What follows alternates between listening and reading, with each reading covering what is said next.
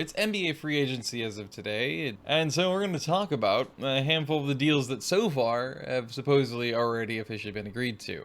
Now, again, just for those that somehow may not realize or know or remember, the way this works is that none of these deals are official and thus are signed until July 6th, because of the fact that currently all it really is just verbal agreements. Without further ado, we're going to quickly sift through the ones that to me stand out the most. So let's talk about the first, and to me the most profound one, especially in terms of how much that's going to shift and change a lot. And that is Gabe Vincent is officially leaving the Miami Heat for the Los Angeles Lakers. So Gabe Vincent leaving the Miami Heat is huge because of the fact that he may not look like it to you statistically. His impact is way beyond what you see on the stat sheet. He has a massively profound and incredibly powerful pull and impact on the success or failure of the Miami Heat, especially come playoffs. He's been so important, and that's despite the fact they have Kyle Lowry coming off the bench, who still is plenty good enough to come off the bench as a veteran backup guard who has playoff and championship experience. Yet Gabe is still the better point guard, which is weird because he's also more of a defender and scorer than he is actually genuinely a passer. It's really kind of interesting how that works. But he's just such a huge, really important piece to this team. And not only that, but you can see throughout the entire playoffs this year how important all the undrafted guys on the team were. Caleb Martin is massively important to this team. Max Strus also is wildly important to the Heat, especially in the playoffs. Gabe Vincent is hugely important. In fact, he is their starting guard most of the time in the regular season, and also I believe was the entirety of the postseason. Again, that just proves how impactful positively he was on the team and how much they needed him. In fact, they struggled in the playoffs when he was out. So to lose him is huge because on top of that, Kyle's not good enough to be a starter anymore. It's just a simple fact. Everybody knows that. Plus, he's no longer can stay physically healthy enough for a long enough period of time for him to be viable at a starting position anyway, because even off the bench, he goes out injured a couple of times a year now. That's not viable. They're already now speculating and considering the possibility, and it's not a joke, of not even trying to trade him because his contract is so big, but trying to waive him.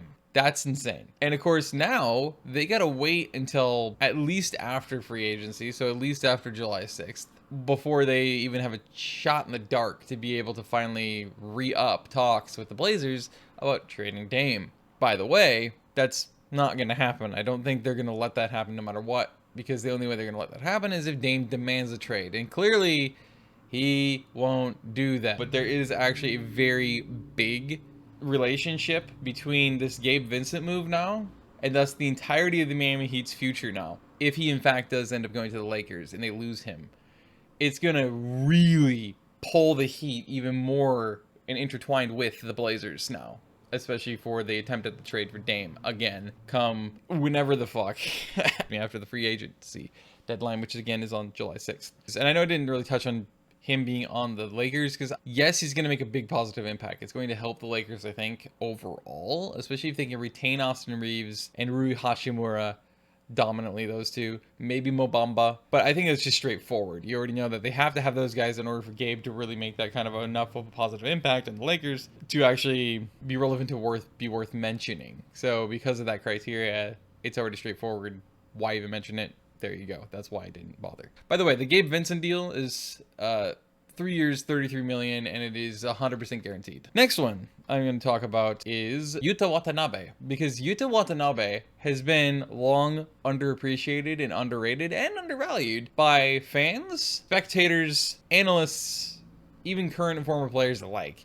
But he's actually way more valuable, way more impactful than almost anybody out there really sincerely believes, because of the fact that he is a defensive first guy. That's what he came in as, is a defender, not as anything else. He is technically a power forward first, and secondarily a small forward who can play center. Yuta is, I think, 6'8", maybe 6'9". He's actually improved his athleticism surprisingly much. His defense has actually improved incredibly, and you know he's not afraid to get absolutely ruined and embarrassed on posters, because he's now been on the end of posterization dunks multiple times already in just the last season and a half or so. He improved massively as a spot-up shooter from 3. He is one of the best spot-up three-point shooters in the entire league now. And especially last year with the Nets, he was unconscious from 3. He really was. Like, he couldn't fucking be stopped. You could literally smash a rock over his head, knock him unconscious, and he probably would have still hit most of his shots. It was wild.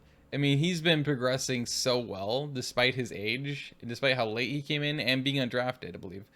He's been going nuts. That's a huge pickup for the Suns, especially considering that's really what they've been needing, is a cheap, good quality, reliable role player that's two-way. And he is one of the best role-playing and even starting, really, 3-and-D players in the league, hands down, already. And if he keeps it up this coming season, he's going to be worth his contract in gold. Now, as far as we can see, they haven't announced what that deal he agreed to with the Suns is. That's going to help them so much, because they're going to go so against the... I mean, this is the new CBAs kicking in this season, and they're diving headfirst into it. They don't care. Matt Ishbia is like high-rolling like a mofo. He does not care. All he cares about is a chip. He does not give a fuck about how much he's spending. This is going to be stupid expensive, and it's going to be a wickedly expensive failure if this does not work out. But if you have a good enough front office, it doesn't matter how expensive those contracts are. You can pawn those off. So it's going to be damn near impossible for them, specifically when the CBA kicks in, which it hasn't kicked in yet. It's going to kick in sometime after free agency, but before the season starts, apparently. I think like sometime in September.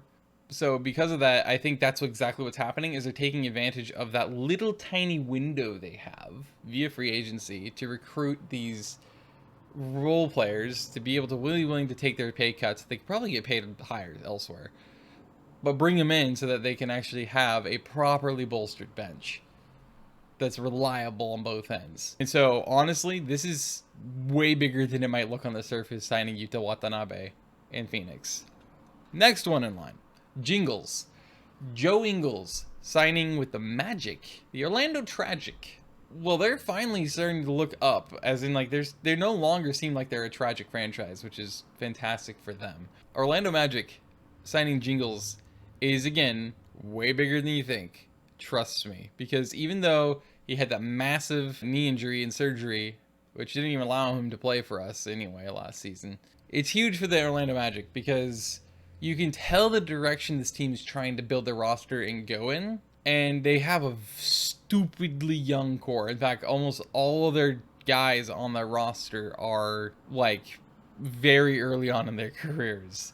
I think, what's his face? Gary Harris, I'm pretty sure, is the oldest player on that team. I'd be surprised if he wasn't. So bringing in somebody like this, like a Joe Ingles, to this young of a team, to bring in that veteran vocal leadership, both on and off the court, bring that locker room presence and leader as well. And a defensive leader, actually. He can also is definitely going to be able to play mentor, and he's 100% coming off the bench. I'd be surprised if they start him at small forward. They might try to do that for a while. I think it'd be more eventually situational if they do try it in the start of the season. You're going to probably see him shift to situational, where typically they aren't going to do that, but they're probably going to try him occasionally against certain teams that are playing certain players. Overall, I think that he's due to get a bench role, and I'm sure he's just going to come off the bench, which is perfect for the Magic, and it's perfect for him. This is literally perfect for both Joe and the franchise. So, like, Orlando's getting a fabulous, picture-perfect veteran scenario, 2 years, $22 million. This is actually a massive pickup for the Magic, because this is going to be sneaky good, especially behind closed doors, behind the scenes, in the locker room, and during scrimmages, practices, and everything else. 100% culture-wise in every other way. I know it's gonna fly so fucking deep under that radar. And last but not least, the next main one I wanted to talk about is the Jakob Poeltl re-signing in Toronto. I keep saying it in this video. but it's so true. Jakob Poeltl is one of those players that is sneaky good and silently impactful. Like, he'll have one of the most cliche defensive center, mundane games statistically, and even on the court it won't be impressive. It'll just be like, yeah, just another defensive center. But his impact is silent, but legitimately it is wildly good. He is a way better defender than you think he is. He's even a better rebounder than you think he is, and he's a better scorer than you think he is. He is sneaky good offensively, sneaky deceptive. He may not have that much range. Doesn't even matter if he doesn't, though, because he knows how to use touch, and he knows how to score in a bunch of different situations, and including in different rotations defensively, including when there's multiple players closing out towards him. He knows how to exploit that. And then he's actually a sneaky good passer, too. He got a career high, I think twice in a row, actually, versus us last season. He got a career high versus us in points. Because he was just, it didn't matter who we put on him. He was just absolutely putting the Spurs on his back and just crushing us single-handedly. The reason why I want to mention this is because Jakob Poeltl is a guy that all 30 teams, I'm telling you right now, they would love to have. If they're smart, this is the kind of center they would, and player, generally speaking, they really would love to have on their roster. He's one of those perfect, stupidly consistent, stupidly steady players who is perfect playing his roles. It doesn't matter how much minutes you give the guy. He is going to auto-adapt and just click into every system. He's just an incredibly impactful player. He's extremely helpful, and this is one of those kind of guys you really want on your team. That is the main things I wanted to talk about. I'm sure everybody else is going to be talking about Kyrie Irving committing back to Dallas, although that was predicted. Everybody's already talking about Kristaps Porzingis. I'm sure everybody's going to talk about Kris Middleton. Other than, I guess I'll point this out, Cam Johnson getting a 4-year, $108 million deal is a massive, massive overpay.